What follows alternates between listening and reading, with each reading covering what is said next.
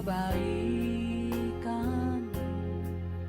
hidupku bukti kasih-Mu, hidupku telah ditebus agar ku hidup bagi-Mu. Hidupku untuk memuliakan-Mu, hidupku untuk kenikmatan-Mu, hidupku untuk melayani-Mu seumur hidupku.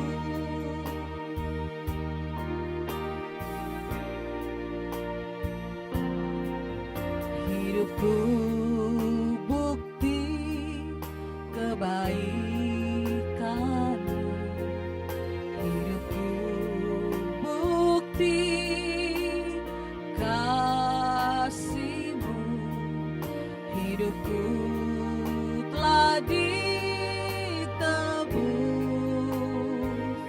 agar ku hidup bagi-Mu.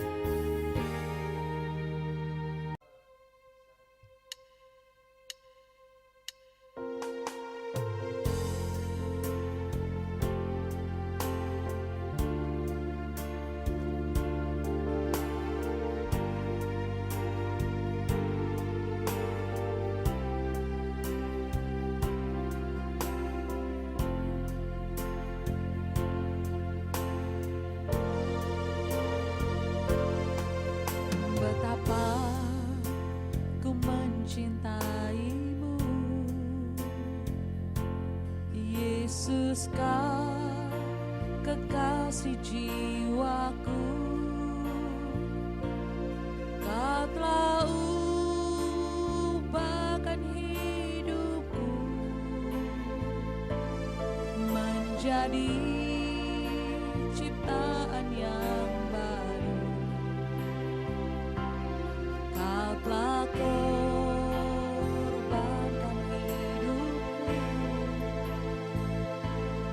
darahmu hapuskan dosaku. Yesus kau selamatkan hidupku, Engkaulah segalanya bagiku. Mau selalu menyenangkanmu, mau selalu melayanimu, mau selalu mengikutimu, untuk menjadi serupa denganmu. Mau selalu turuti firman-Mu, mau selalu lakukan kehendak-Mu, mau selalu setia padamu sampai akhir nafas hidupku.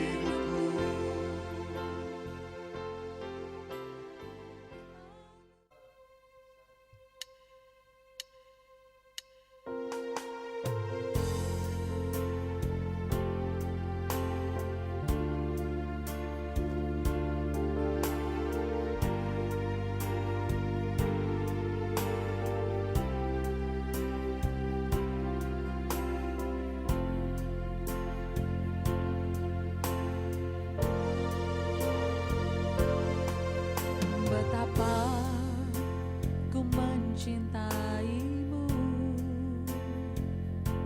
Yesus kau kekasih jiwaku, kau telah ubahkan hidupku menjadi ciptaan yang baru. Kau telah korbankan hidupmu, darahmu hapuskan dosaku. Yesus kau selamatkan hidupku, Engkaulah segalanya bagiku. Mau selalu menyenangkanmu, mau selalu melayanimu, mau selalu mengikutimu, untuk menjadi serupa denganmu. Mau selalu turuti firman-Mu, mau selalu lakukan kehendak-Mu, mau selalu setia padamu sampai akhir nafas hidupku.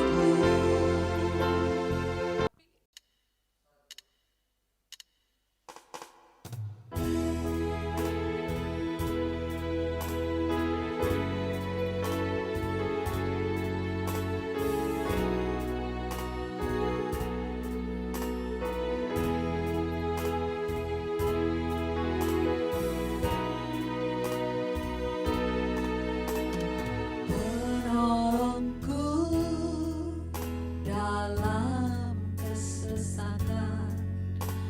penghiburku di waktuku susah, menara kekuatan di saat ku lemah. Engkaulah Tuhan Yesus, penolongku dalam kesesatan, penghiburku di waktuku susah, menara kekuatan di saat ku lemah. Engkaulah Tuhan Yesus, berseru dan Kau mendengarku. Ku berharap dan Kau tak kecewakanku. Berdoa dan Kau menjawabku. Sungguh Engkau aku.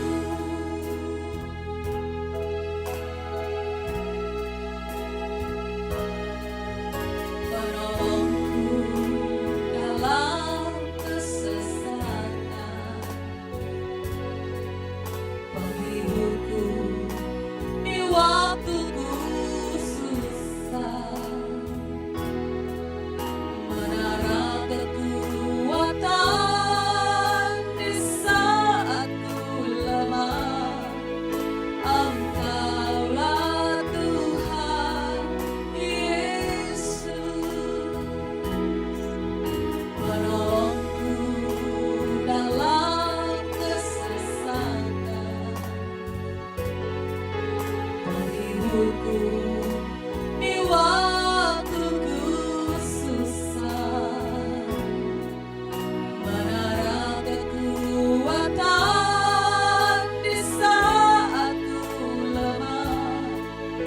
Engkaulah Tuhan Yesus, berseru dan Kau mendengarku. Ku berharap dan Kau tak kecewakanku. Berdoa dan Kau menjawabku. Sungguh Engkau Allahku. Berseru dan Kau mendengarku. Ku berharap dan Kau tak kecewakanku. Berdoa dan Kau menjawabku. Sungguh Engkau Allahku. Sungguh Engkau Allahku. Sungguh Allahku.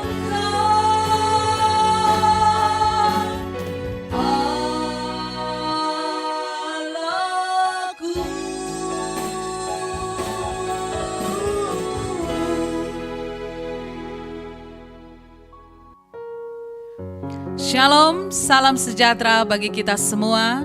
Selamat sore, dan saya bersyukur kepada Tuhan kita semua ada dalam perlindungan Tuhan. Dan kembali di sore hari ini kita berjumpa lagi dalam Exousia Bible Teaching. Dan saya percaya setiap kita merindukan kebenaran firman Tuhan yang terus mewarnai kehidupan kita. Amin. Karena nama Yesus, nama yang indah yang telah memikat hati kita. Oleh sebab itu kita ingin terus mencari Dia. Amin. Yesus, Yesus, nama itu pikat hatiku. Mari saya ajak kita menyanyikan pujian ini dengan sukacita, dengan hati penuh cinta kepada Tuhan Yesus. Tuhan yang mengasihi kita.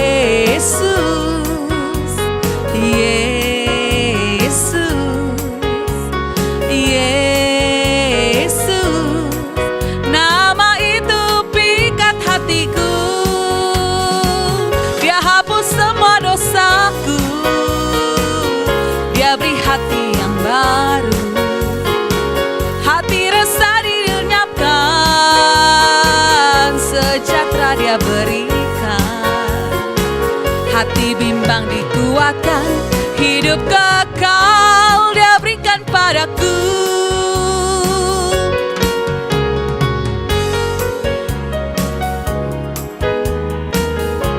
Mari Bapak Ibu, kita bernyanyi bersama, memuji Tuhan Yesus.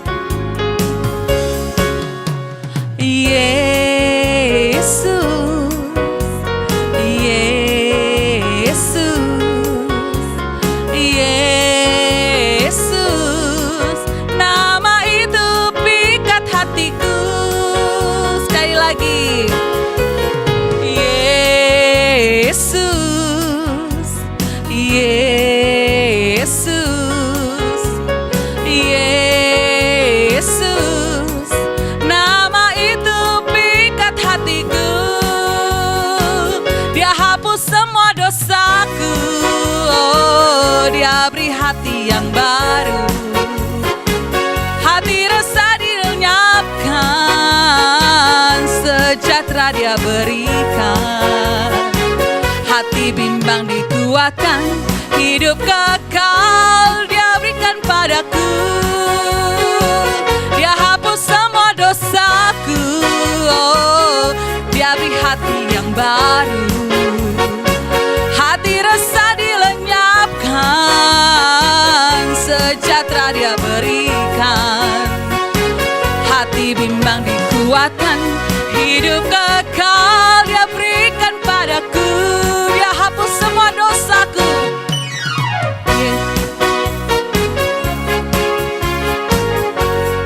Dia hapus semua dosaku. Dia hapus semua dosaku. Dia beri hati yang baru, hati resah dilenyapkan, sejahtera Dia berikan, hati bimbang dikuatkan, hidup kekal Dia berikan padaku.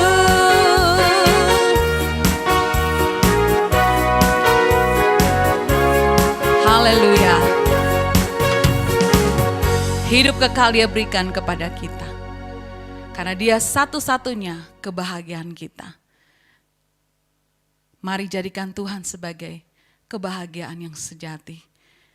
Tidak ada apapun yang dapat membuat hati kita bahagia. Kita kalau mendapatkan sesuatu, hadiah, atau mendapatkan penghargaan, itu hanya sementara. Hari ini bisa gembira, besok sedih lagi. Tapi Tuhan kebahagiaan sejati. Dia selalu menemani kita. Tuhan, Engkau kebahagiaanku, Engkau sukacitaku Tuhan. Mari kita naikkan pujian ini dan bawa hati kita makin mencintai Tuhan lebih lagi dan lebih lagi.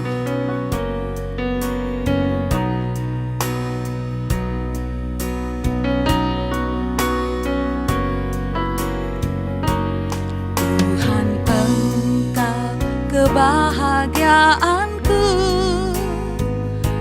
sukacita dalam hatiku. Apapun terjadi di hidupku, Tuhan Yesus cukup bagiku.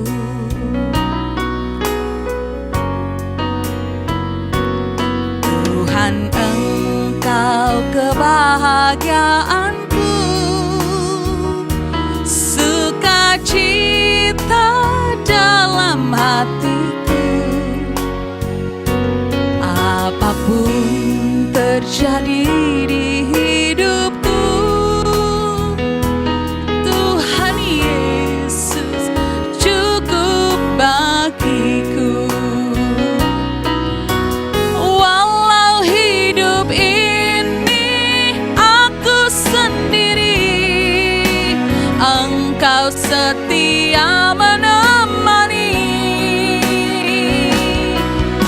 Walau tiada harta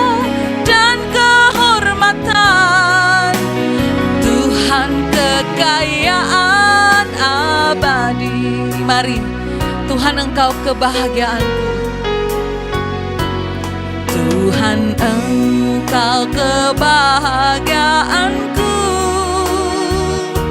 sukacita dalam hatiku.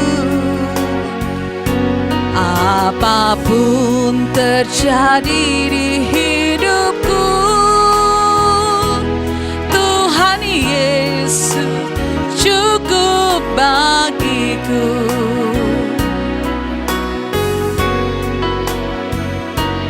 Tuhan, Engkau kebahagiaanku, sukacita dalam hatiku. Apapun terjadi di hidupku, Tuhan Yesus cukup bagiku. Walau hidup ini aku sendiri, Engkau setia menemani. Walau tiada harta dan kehormatan, Tuhan kekayaan abadi. Walau hidup ini aku sendiri, Engkau setia menemani. Walau tiada harta dan kehormatan, Tuhan kekayaan abadi.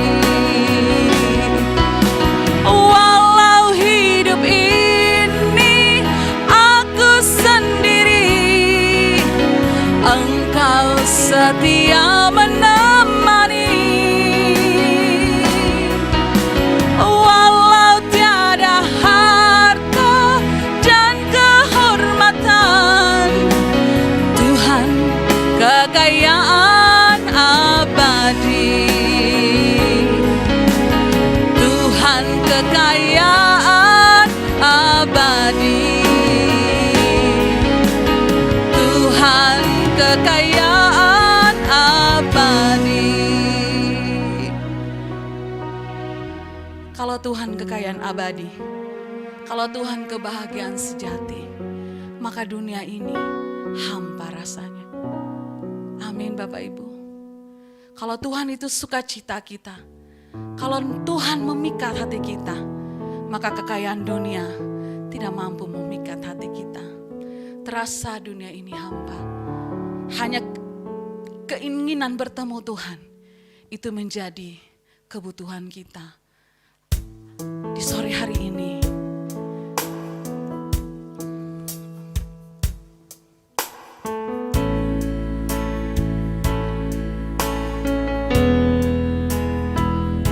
ya Tuhan, hanya Engkau yang kami rindukan.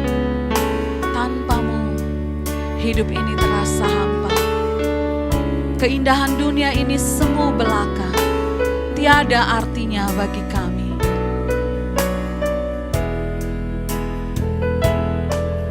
Terasa dunia ini hampa, fana, tiada bermakna. Semua kelabu, yang elok pun semu.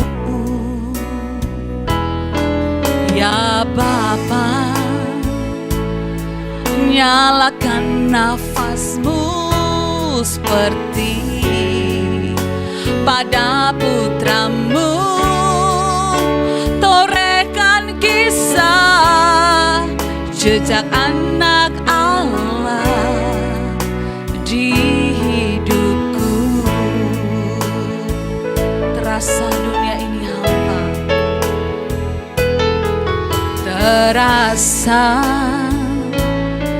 dunia ini hampa, fana, tiada bermakna. Semua elok pun semu. Ya Bapa,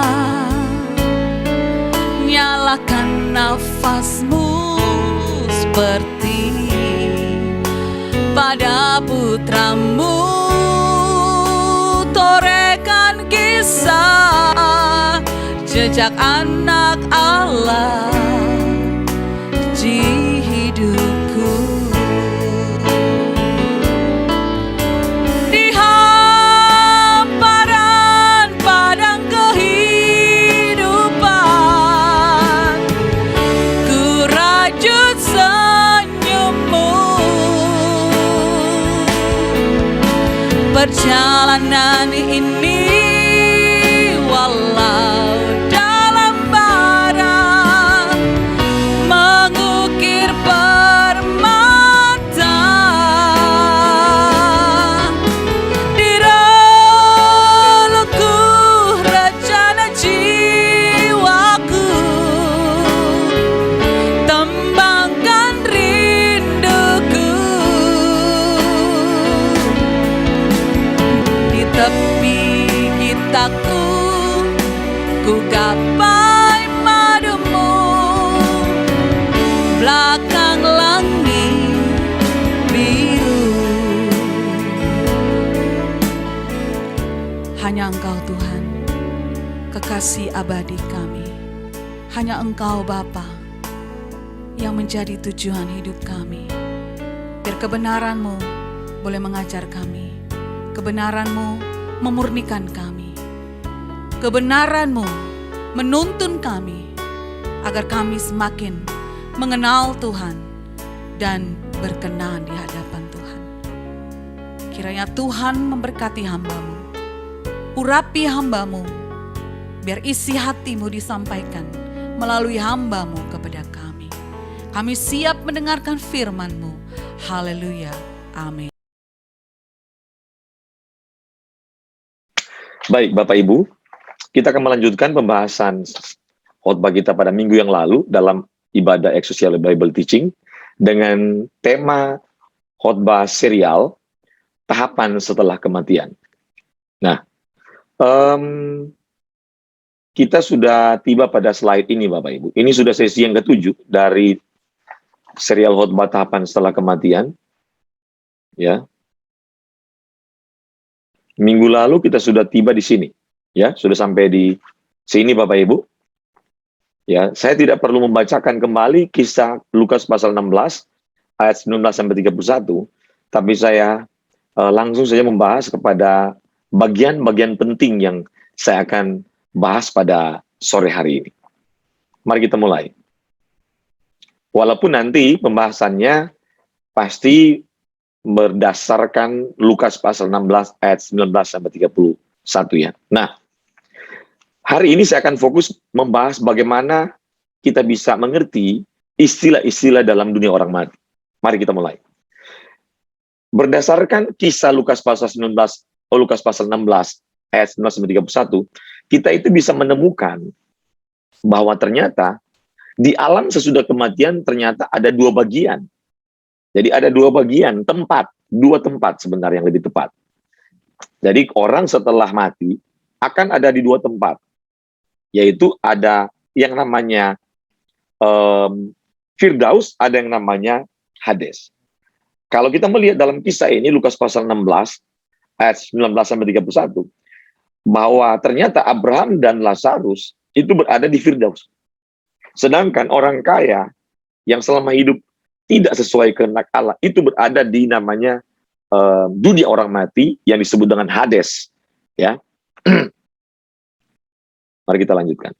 Nah, walaupun pemisahan ini tidak tersurat, tetapi pemisahan ini tersirat jelas.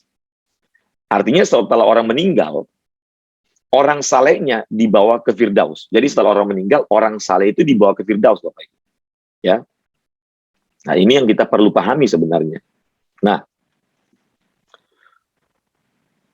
kalau dalam kisah ini adalah Abraham dan Lazarus. Orang saleh ditempatkan di tempat yang berbeda dengan orang fasik. Ini merupakan prinsip keadilan Allah. Kenapa? Karena kalau misalnya di hari akhir setelah kematian, ternyata orang yang saleh dan orang yang jahat tempatnya sama, itu berarti Allah kita tidak adil. Tetapi karena Allah kita adil, Allah kita adalah Allah yang memiliki integritas yang tinggi, maka Allah punya tatanan bahwa di dalam menjalankan kehidupan, maka Allah telah mengatur dan menetapkan satu tatanan bahwa nanti di akhir kehidupan manusia akan ada namanya pemisahan antara orang yang selama hidup saleh, benar, orang yang selama hidup melakukan kehendak Allah, dan orang yang tidak melakukan kehendak Allah selama hidup.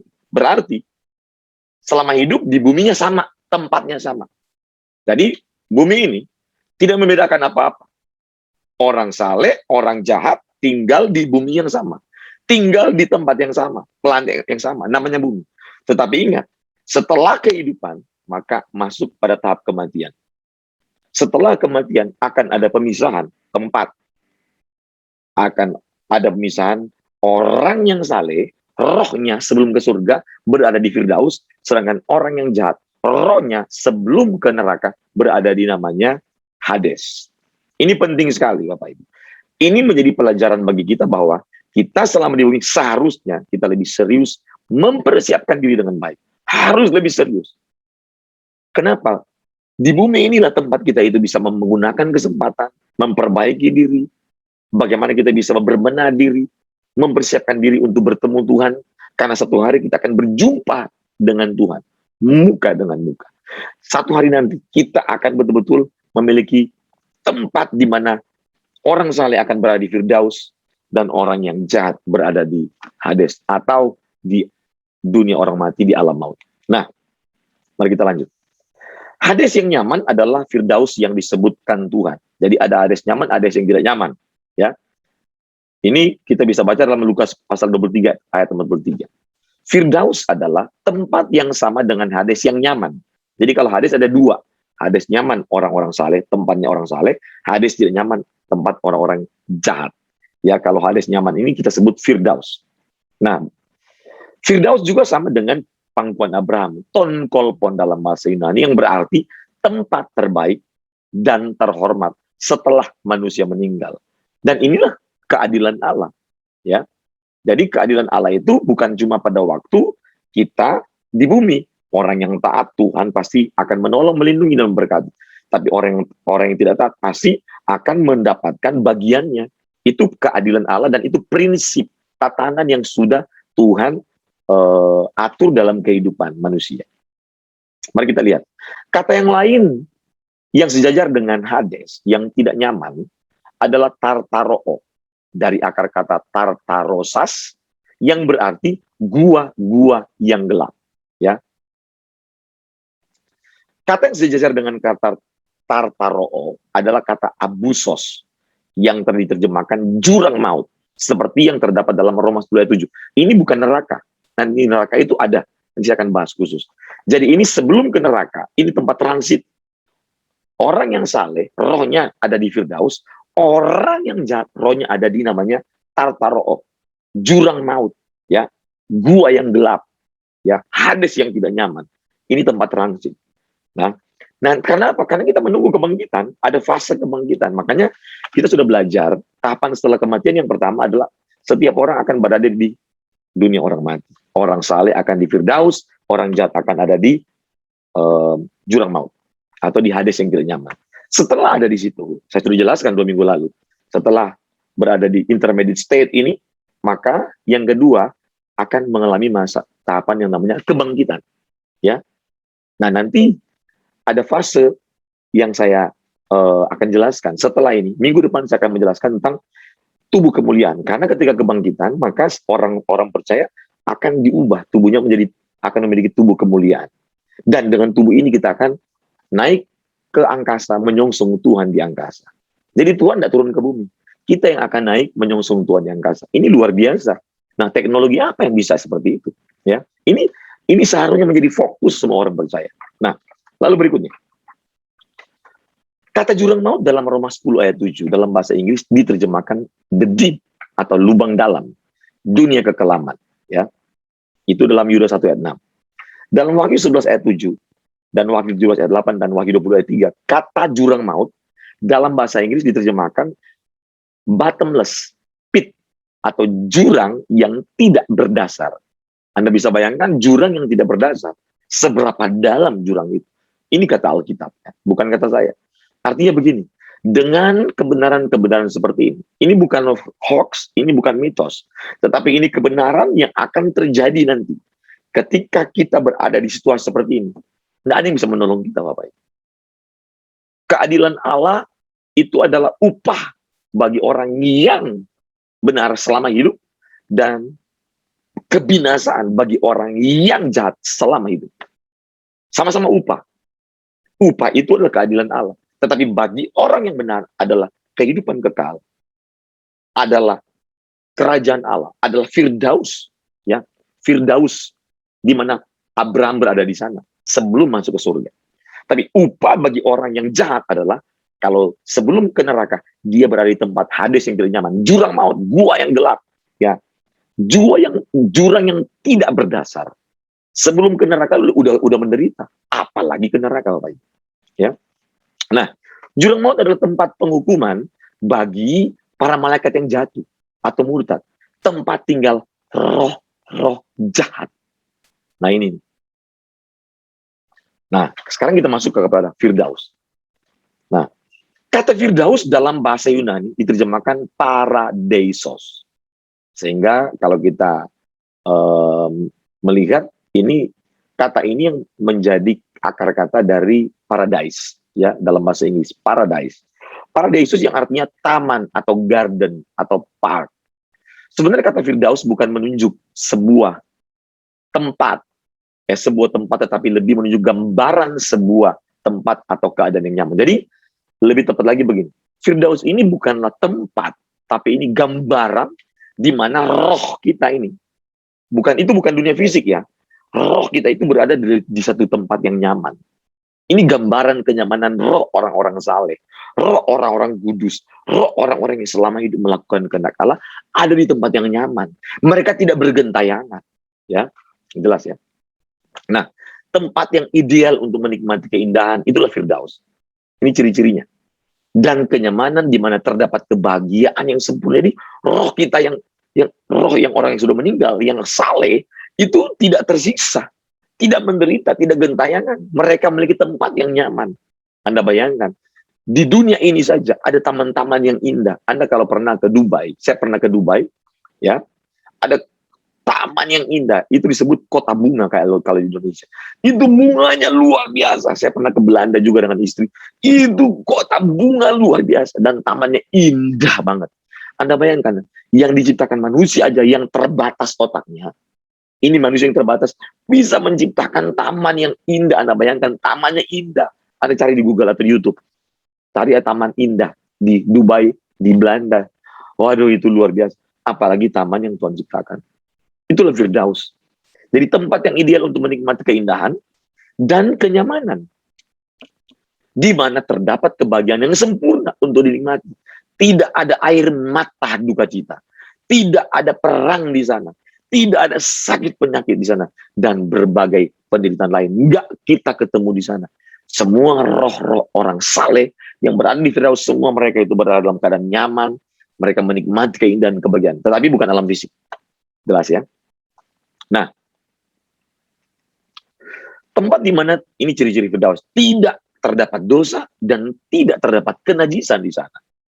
Tentu juga tidak ada kejahatan di sana. Itu Firdaus.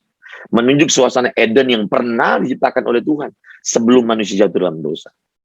Anda bayangkan betapa indahnya tempat ini. Tidak ada kejahatan, tidak ada dosa. Anda bayangkan kalau Anda ada di suatu tempat di mana orang-orang ini betul-betul penuh cinta, kasih, damai. Pernah nggak kita bayangkan ketika kita pulang kampung, sudah lama nggak pulang ke rumah kita, orang tua kita, ditunggu dinanti oleh orang tua kita, dinanti oleh saudara-saudara kita, dinanti oleh adik-adik kandung, anak kakak-kakak kandung atau saudara-saudara kita yang sangat mengasihi kita. Walaupun ke rumahnya sederhana, walaupun di kampung, tetapi apa? Seperti di surga. Kenapa? Yang membuat kita bahagia dan indah bukan tempatnya, bukan fisiknya, tetapi apa? Spirit, kasih sukacita orang-orang yang mengasihi kita itu menjadi surga buat kita sebenarnya. Itulah ciri-ciri Firdaus. di mana tidak ada orang yang jahat di sana, ya. Menunjuk suasana Eden yang dulu yang pernah diciptakan Tuhan, tidak ada dosa di sana, ya, tidak ada kejahatan di sana. Nah, dalam Alkitab kita menemukan kata Gehenna. Sekarang kita masuk kepada neraka, ya. Kita menemukan kata Gehenna, Bapak Ibu. Dari kata bahasa Indonesia yaitu neraka. Kata Gehenna diperkirakan berasal dari kata Ibrani Gehinom. Ya, Gehinom yang berarti meratap, ya. Kalau Bapak Ibu pernah ke Israel, ada lembah namanya Gehinom di Israel, ya Bapak Ibu. Itu ada lembah itu, ya. Nah, Gehinom bertalian dengan kata Ben Hinnom yang berarti sebuah lembah, pusat penyembahan berhala. Ya, dalam 2 Raja 2 ayat 23 sampai 10 di sana menjelaskan bahwa raja-raja itu menjadikan tempat itu sebagai pusat penyembahan berhala.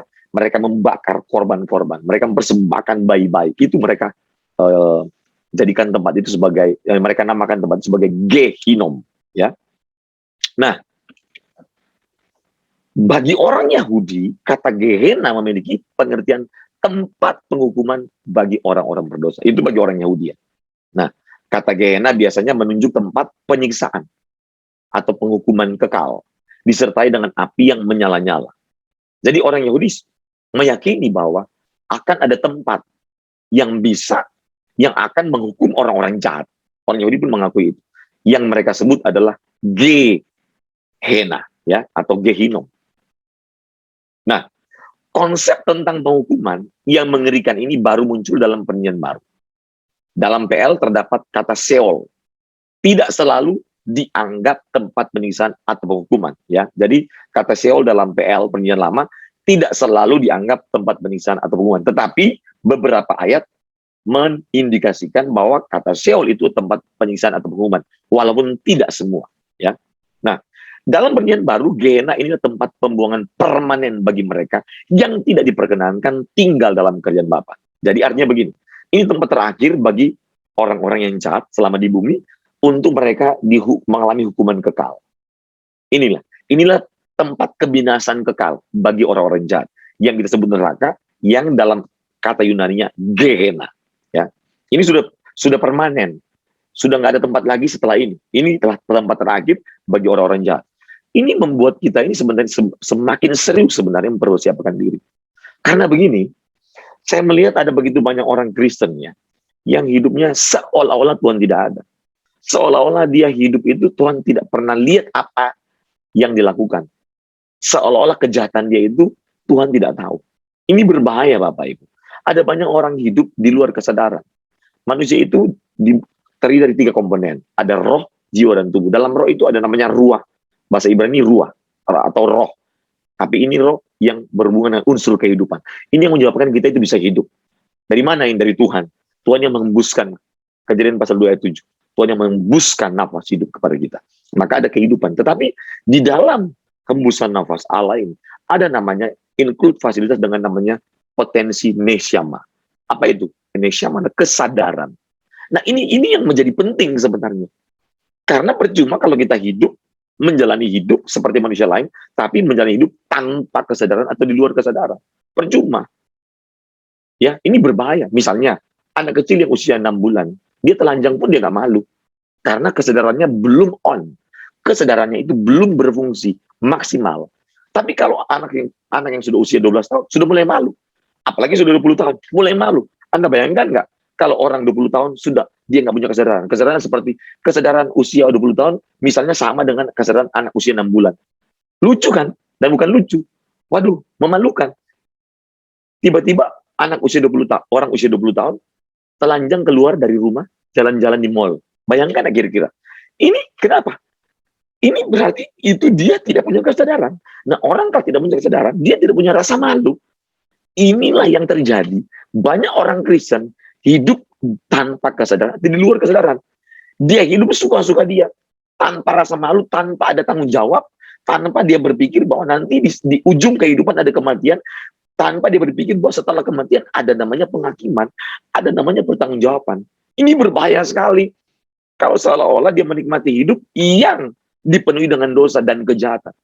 Waduh, bahaya sekali. Berarti apa? Orang yang menikmati kejahatan dan dosanya, orang-orang ini hidup di luar kesadaran akan Allah.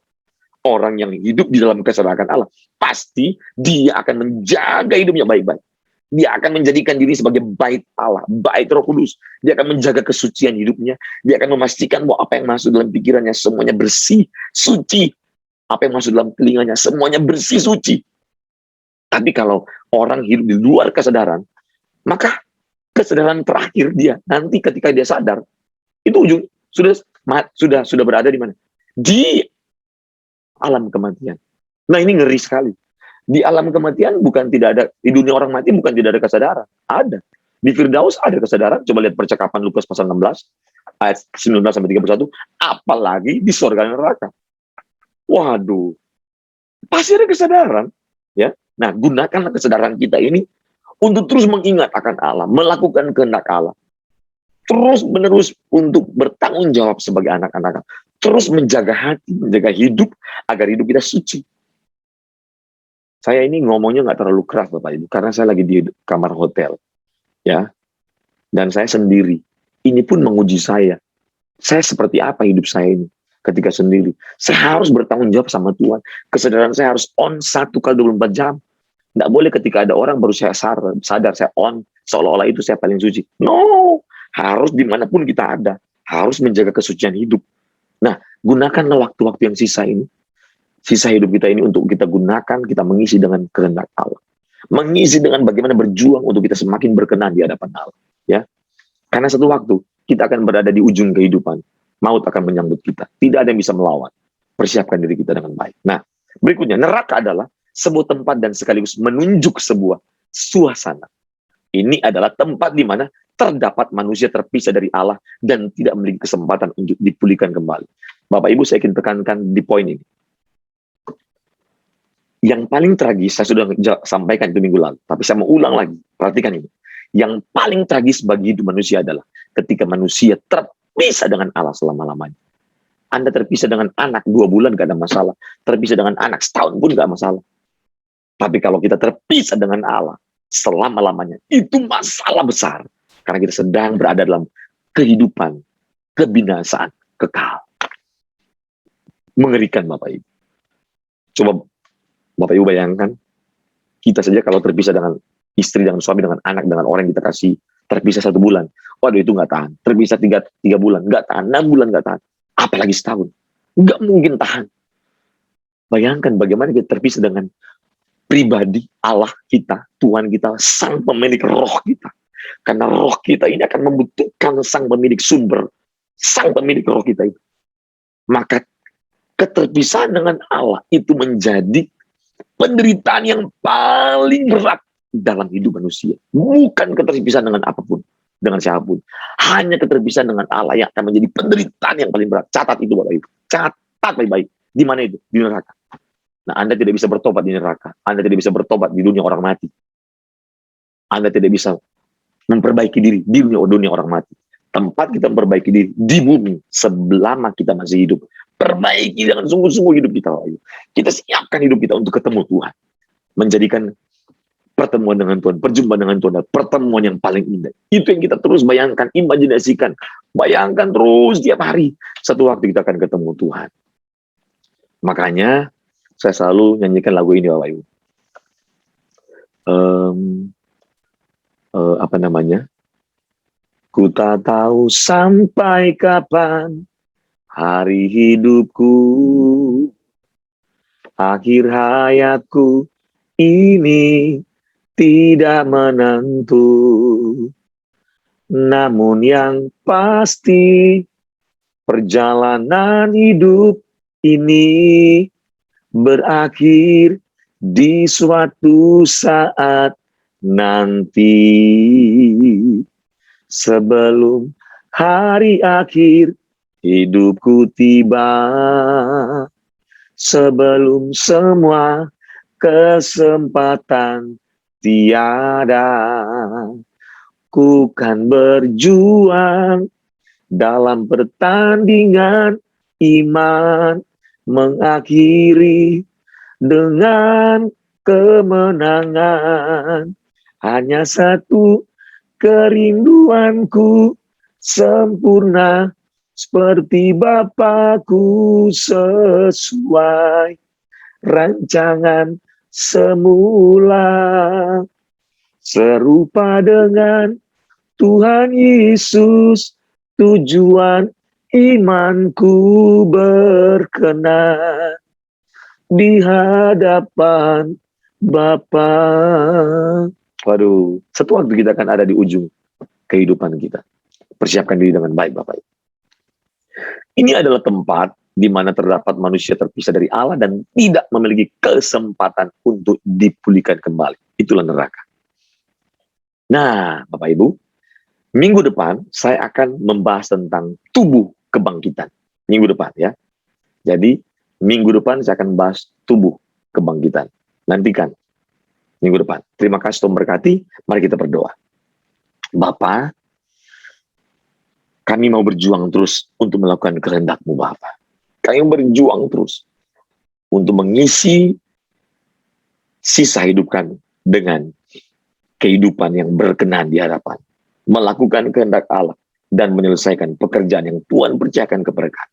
Berkati semua orang yang telah mengikuti ibadah Exousia Bible Teaching. Berkati Tuhan. Selama kami hidup, kami mau gunakan waktu ini dengan baik, Bapak. Karena pasti pada waktunya kami akan meninggal dunia. Kami akan bertemu dengan maut. Kami akan berada di ujung kehidupan dan kematian menantikan kami. Tapi sebelum kematian menghampiri kami mau persiapkan diri kami dengan baik. Berkati semua yang sudah mengikuti Exousia Bible Teaching. Dalam nama Yesus. Bapa, ulurkan tangan-Mu, berkatilah kami semua. Berkat dan anugerah daripada Allah Bapa. Cinta kasih daripada Tuhan kita Yesus Kristus. Tuntunan, pertolongan, perlindungan, penyertaan yang sempurna dari Roh Kudus. Menyertai kita mulai sore ini sampai Tuhan Yesus datang kembali menjemput kita orang-orang saleh. Pulang ke rumah Bapa yang kekal, memerintah bersama Kristus di kerajaan surga selama-lamanya. Dalam nama Yesus. Amin. Shalom Bapak Ibu. Terima kasih, Tuhan berkati.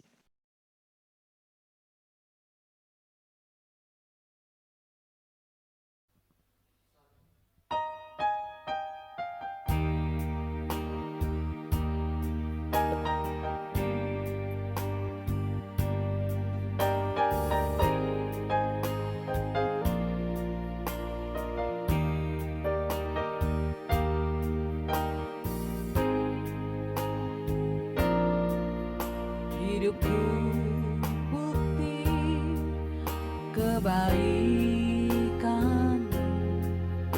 hidupku bukti kasih-Mu, hidupku telah ditebus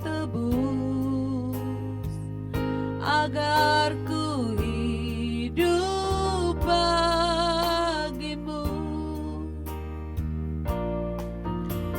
Hidupku untuk memuliakan-Mu, hidupku untuk kenikmatan-Mu, hidupku untuk melayani-Mu seumur hidupku.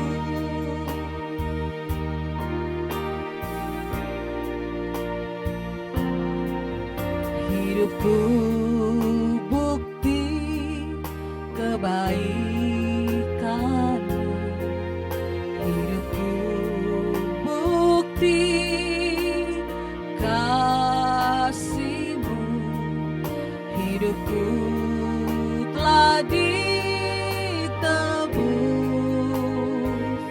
agar ku